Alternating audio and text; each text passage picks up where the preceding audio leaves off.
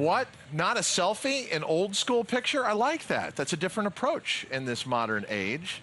But there are some things that are timeless, and Keeneland Racecourse is one of them. That's a lookout from the grandstand. And there's also something that is very important to our industry, and that is what happens to our equine athletes after they're done racing.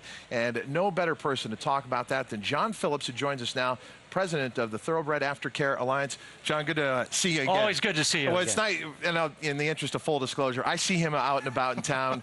We've also been in the same restaurants a few times. And as I said, the work that you and other people do at the TAA is invaluable. I wanted to start by talking about this. What I've noticed over this age, a lot of people are more aware now what does happen to our racehorses. There was a time where names would just disappear and you move on. But I think what has really changed it, I've noticed on social media, people start to notice where horses are and then put the word out, hey, here's a horse that needs to be retired or needs to find a home.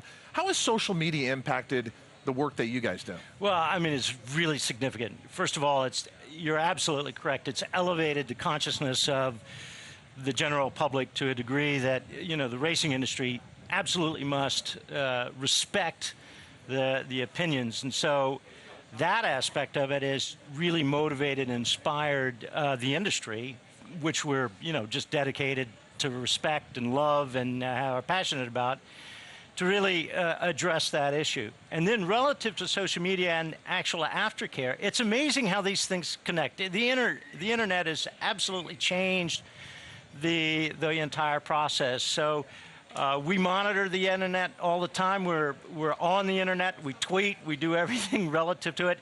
But it's really helped, and it's elevated our game substantially, because now we can connect breeders and owners with horses that they've followed and we're breeders of, and it's great. And of course now we're also adopting through the internet we have 65 organizations, 180 facilities, and it's been very helpful to help us connect with people that are looking for old racehorses that they are familiar with. Now they want to take them back and be hunters and jumpers, or that second career. And so the internet's been a big part of the TAA and the industry and how we're addressing aftercare.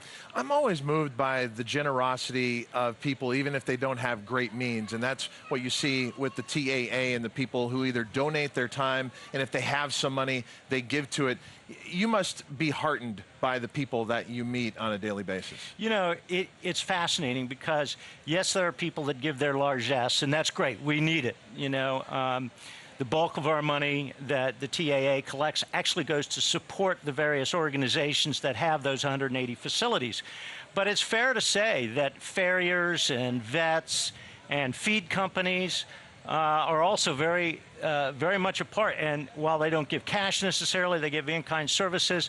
And that is incredibly valuable if you're one of these organizations that's always struggling with fundraising, because TAA can only supplement. We cannot be the exclusive fundraiser for those organizations, and we don't want to compete with those organizations. We want to supplement them.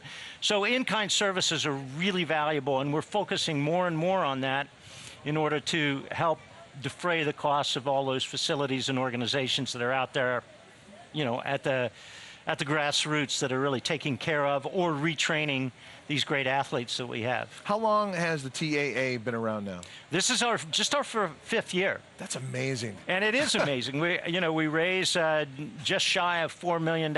We distribute annually. We distribute about $3.5 million annually. We're expanding all the time in the sense of addressing this need. And it's fascinating.